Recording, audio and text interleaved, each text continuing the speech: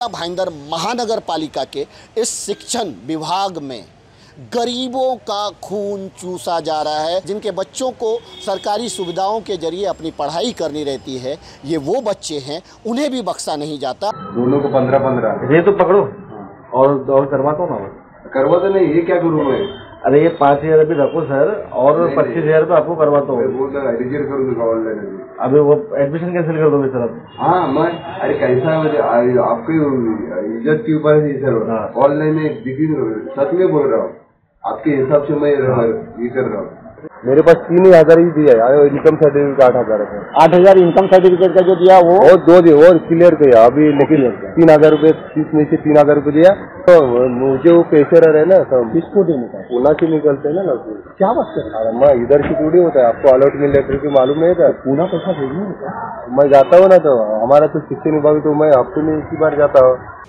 कुछ लोगों ने अपने बच्चों का RTE के माध्यम से एडमिशन कराने की कोशिश की, जहां पे उनको प्रदीप धूमल नाम का व्यक्ति मिलता है और प्रदीप धूमल बोलता है कि आपके बच्चे का एडमिशन हो जाएगा RTE के माध्यम से, लेकिन इसका एक प्रोसेस है, उस प्रोसेस के लिए आपको पैसे खर्च करने पड़ेंगे। वो एक बच्चे के एडमिशन के लिए 15,000 रुपये मांगता है। आप सोचिए कि जो लोग खुद इतने गरीब हैं, 1 लाख रुपया साल का कमाने वाला आज के डेट में 15,000 रुपया RTE के लिए अपने बच्चों के एडमिशन के लिए कैसे देगा? तो आप ये कह सकते हैं कि भाईंदर महानगर पालिका के इस शिक्षण विभाग में गरीबों का खून चूसा जा रहा है। ये वो गरीब जो एकदम निचले तबके के गरीब होते हैं, जिनके बच्चों को सरकारी सुविधाओं के जरिए अपनी पढ़ाई करनी रहती है, ये वो बच्चे हैं, उन्हें भी बख्शा नहीं जाता। और यहीं पे है नगर भवन, और नगर भवन से जब पैसे लेने की बारी आती है तो इसी बाथरूम के पास का इस्तेमाल किया जाता है और यहाँ पे ही पैसा लिया जाता है।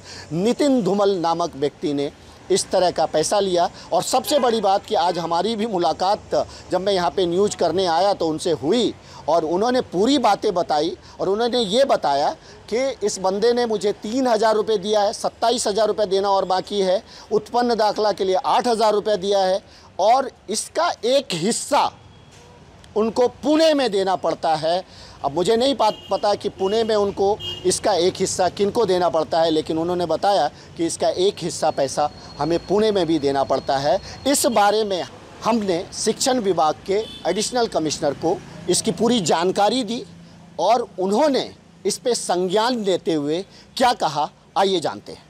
दोस्तों, हमारे साथ MBMC के एडिशनल कमिश्नर बांगर सर हैं। बांगर सर, एक मामला हमारे सामने आया है कि RTE कोटा में जो एडमिशन होता है उसके लिए ऑनलाइन फॉर्म भर के और उस स्कूल को, संबंधित स्कूल को देने के लिए उन्होंने 15-15 हज़ार रुपये का डिमांड किया। उसके अलावा उत्पन्न दाखला के लिए 4-4 हज़ार रुपये का डिमांड किया। तो क्या ये उचित है? क्या कोई सरकारी ऑफिसर्स इस तरह के पैसे ले सकता है? बिल्कुल ये उचित नहीं है, और ऐसा अगर कोई करता है तो ये बिल्कुल गैर कानूनी है। ऐसी कोई भी बर्दाश्त मेरा भाईंदर कॉरपोरेशन करने वाली नहीं है।